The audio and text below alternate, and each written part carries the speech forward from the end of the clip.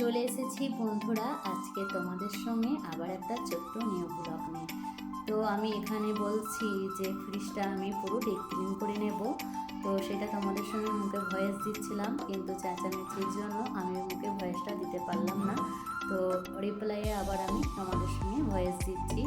তো এখানে সব জিনিসটাই আমি গোটা আর কি চার্জি ছিল সব গুটিয়ে নামিয়ে নেবার চেষ্টা করছি, যেহেতু পুরো ফ্রিজটা ডিপ ক্লিন করা হবে।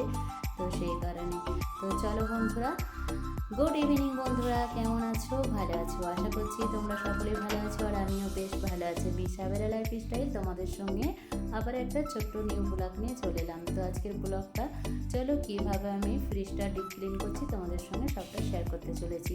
তো চলো বন্ধুরা, আমার ভিডিওটার পাশে থেকো।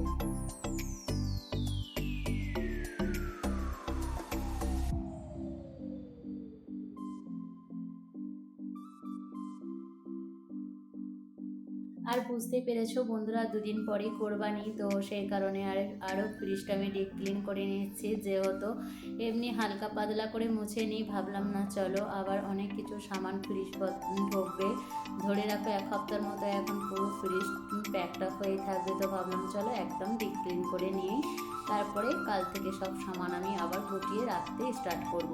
আর আজকে যেই সামানগুলো তো অল্প পরিমাণে যে কটা ছিল বার করে রেখেছি, তারপরে আবার তো আমাকে ভিতরে ঢুকিয়ে দিতে হবে, না নষ্ট হয়ে যাবে। তো চলো বন্ধুরা, কীভাবে আমি ডিপ ক্লিন করছি তোমাদের সঙ্গে সবটাই শেয়ার করতে চলেছি। একদম বার করে নিয়েছি সব জিনিসগুলোই, তারপরে ভালো করে স্প্রাইট দিয়ে আর ভিম জেল সাবান দিয়ে, আমি লিকুইড আজকে ইউজ করছি না, সাবান ইউজ করছি, যেহেতু লিকুইডটা শেষ হয়ে গেছে। তো সাবান দিয়ে বেশ খুব সুন্দরভাবে ঘষে ঘষে পুরো আমি আর কি সাবান লাগিয়ে তারপর আমি ভাবছি আজকে পাইপ দিয়ে সুন্দরভাবে ধুয়ে নেব ফ্রিজটা। তো চলো বন্ধুরা, দেখতে থাকো। আর দেখতে পাচ্ছ লগড়ে লগড়ে ধোয়ার পরই আর কি সাবান দেওয়ার পরই তারপরে আবার ধুয়ে নিয়েছিলাম, যেহেতু সাবানের গাছ বসে যায় সাদা সাদা হয়ে যায়। তো সেই কারণে আমি সঙ্গে সঙ্গে ধুয়ে নেবার চেষ্টা করছি, তারপরে তো লাস্টে কালে পুরোটা ধুতেই হবে।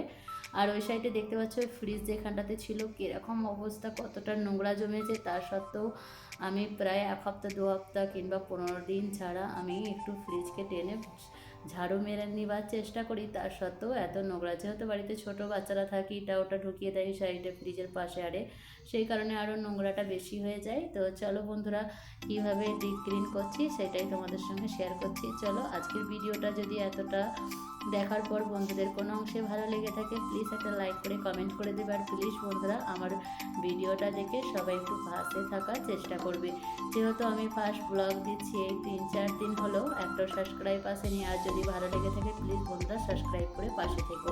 তো আসছি বন্ধুরা, তোমরা দেখতে থাকো।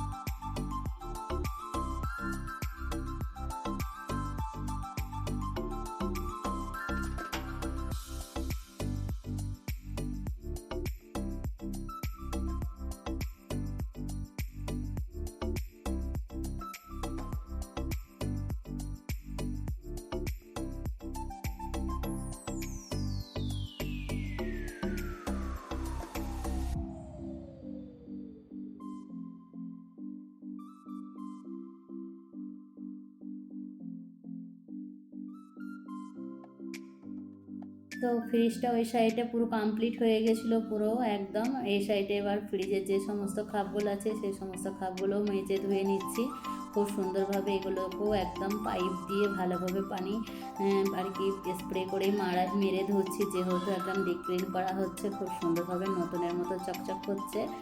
তো দেখতেই পাচ্ছ তোমরা। আর কি বলো তো, ডিপ ক্লিন করলে মোছামুছি করে নিলে হয় ডিপ ক্লিন, কিন্তু এই পানি দিয়ে পুরো একদম সমস্ত জিনিসটা রিপ্লাই করে ধোয়ার পর আরও যেন খুব সুন্দর একটা স্মেল চলে আসে।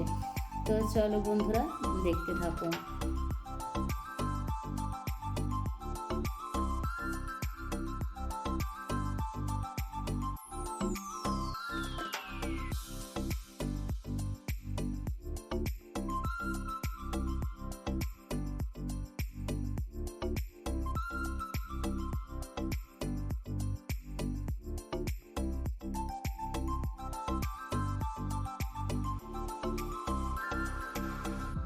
তারপরেই বললাম আর একবার ভিতরগুলো ধুয়ে নেব পুরো ঘষার পর সাবান দিয়ে।